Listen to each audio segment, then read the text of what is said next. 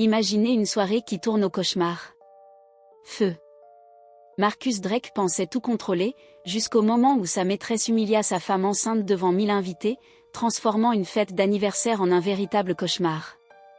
Hurlant de peur. Mais alors que tout semblait perdu, 3 frères imposants surgissent et changent tout.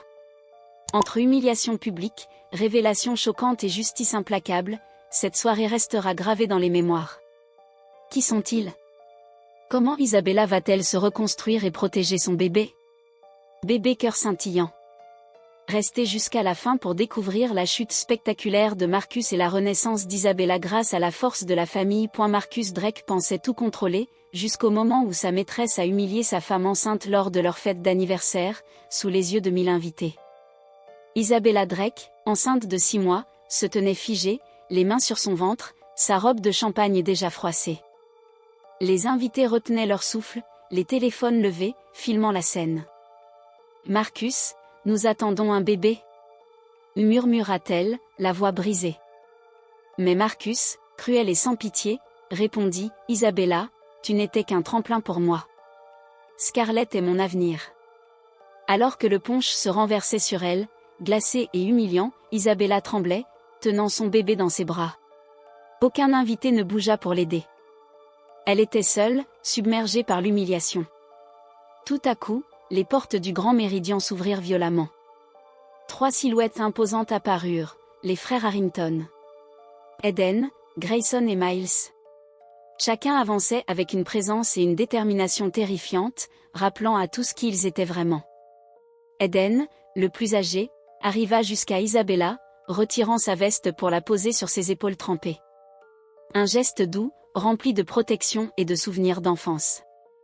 Les larmes d'Isabella coulèrent enfin, vous aviez raison.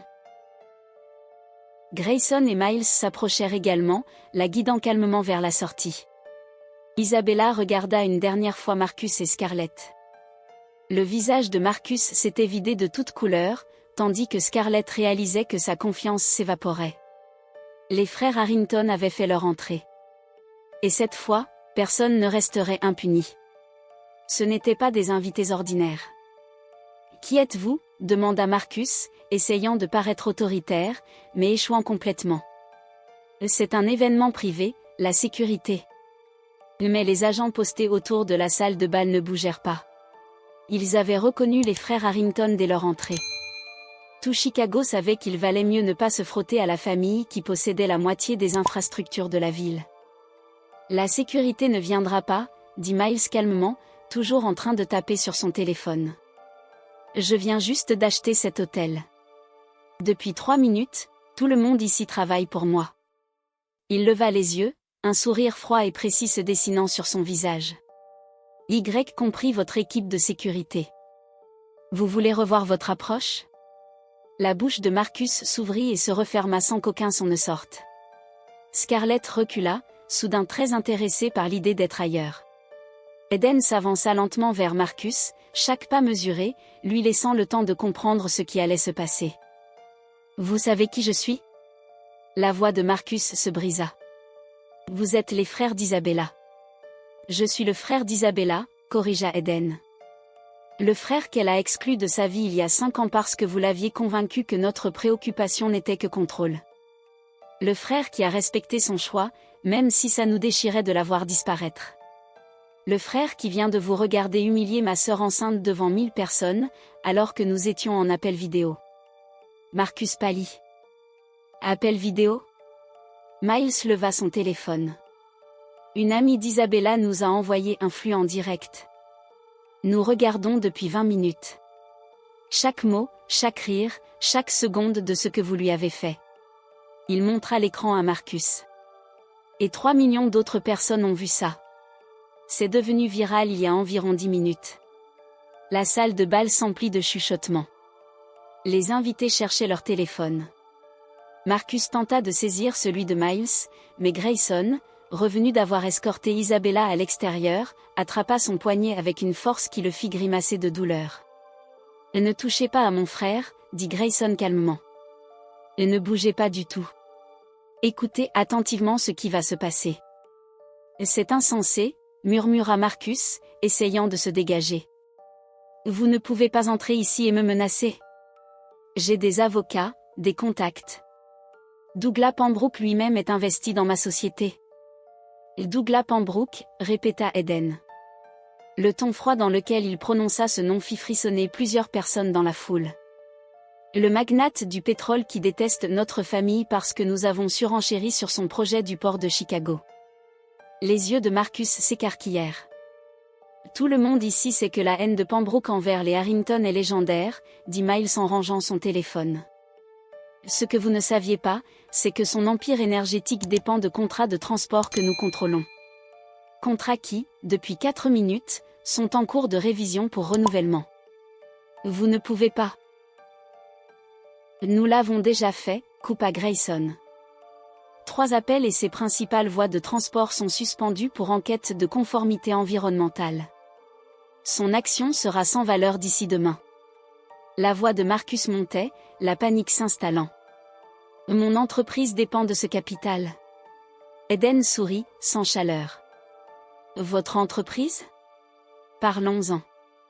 Vous dirigez une société de conseil immobilier de luxe, non ? Vous négociez entre acheteurs ultra-riches et propriétés exclusives. Votre clientèle vous fait confiance pour vos contacts privés, vos ventes confidentielles et vos informations financières. La confiance, c'est tout dans votre métier, n'est-ce pas ? Miles tapa sur son téléphone. Dans les 15 dernières minutes, mon empire médiatique a publié un rapport d'investigation sur vos pratiques. Voulez-vous savoir ce que nous avons trouvé ? Preuve de fraude, annonça Miles calmement.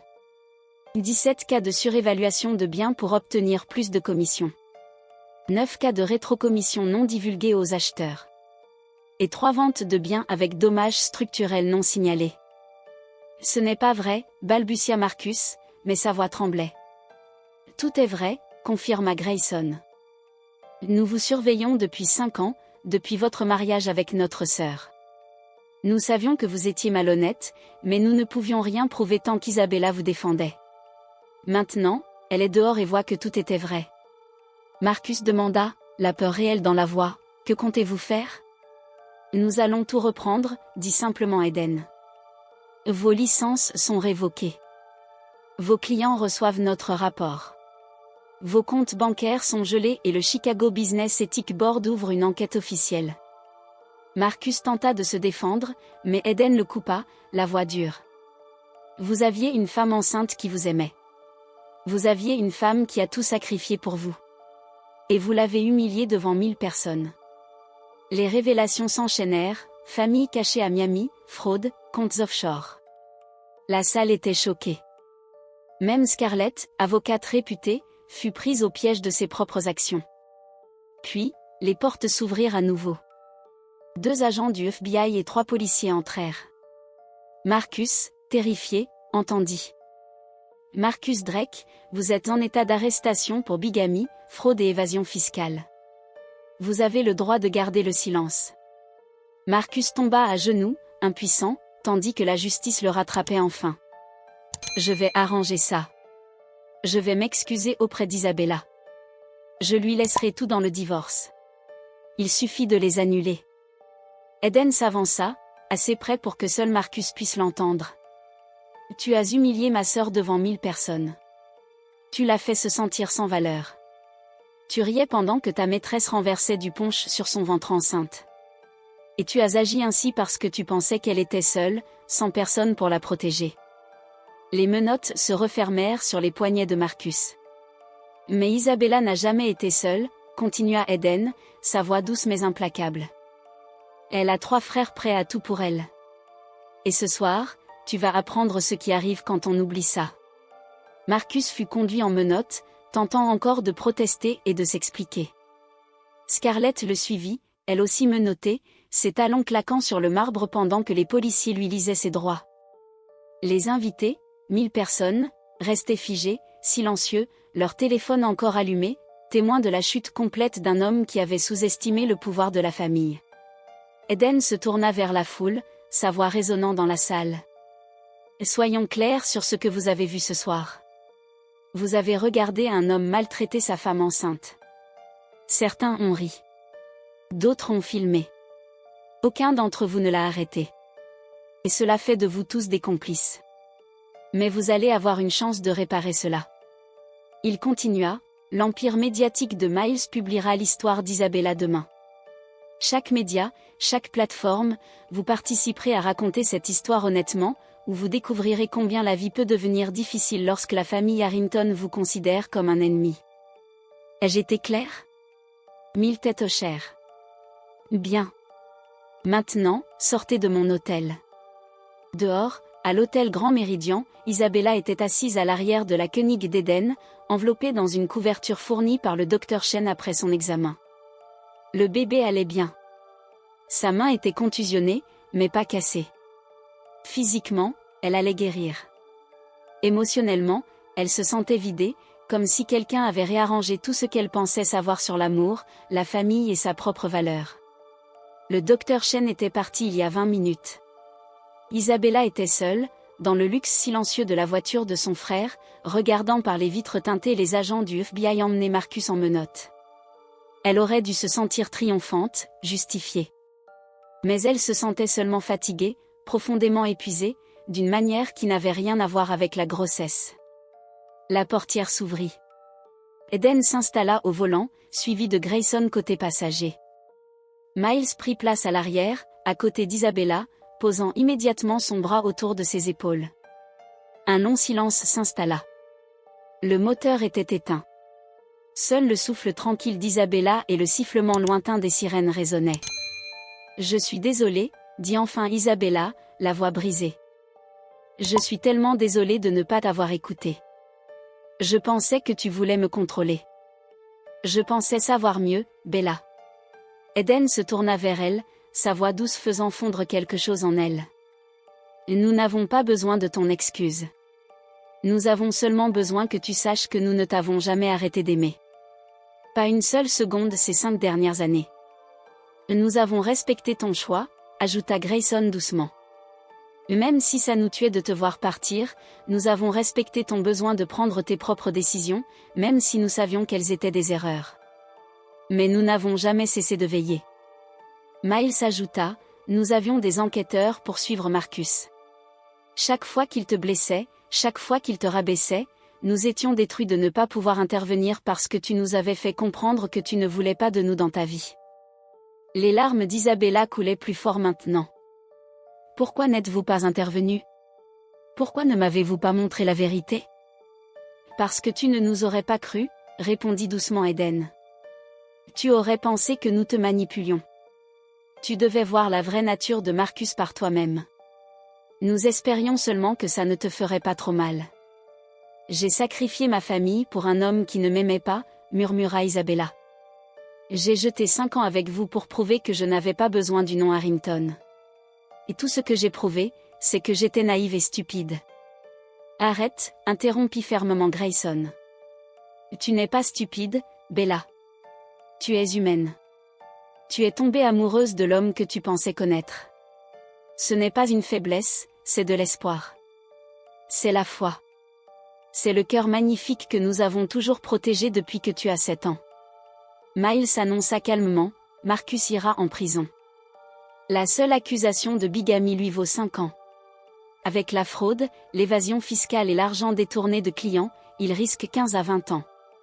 Et Scarlett, demanda Isabella. Elle sera radiée dans le mois, confirma Grayson. Elle fera face à des accusations pour complicité de fraude. Sa carrière juridique est terminée.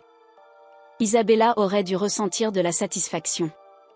Mais elle se sentait vide. Eden prit alors la main de sa sœur, délicatement. Maintenant, tu rentres chez toi. Tu reviens à la maison familiale, nous prendrons soin de toi pendant ta grossesse. Nous engagerons les meilleurs avocats pour ton divorce. Nous contrôlerons le récit médiatique pour que tu ne sois pas harcelé. Et nous redeviendrons tes frères. Je ne mérite pas.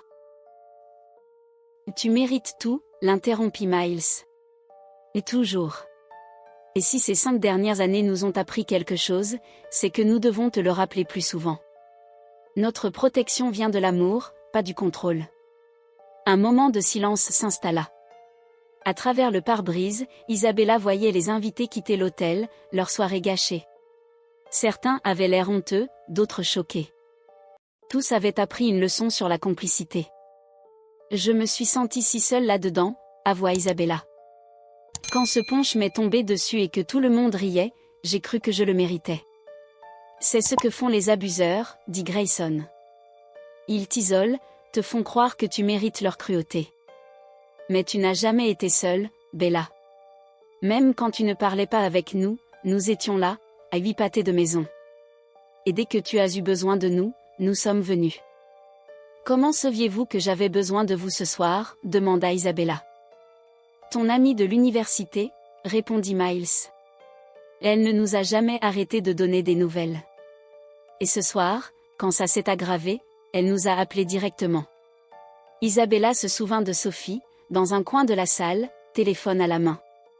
Elle pensait que Sophie filmait juste son humiliation. Mais en réalité, elle appelait à l'aide.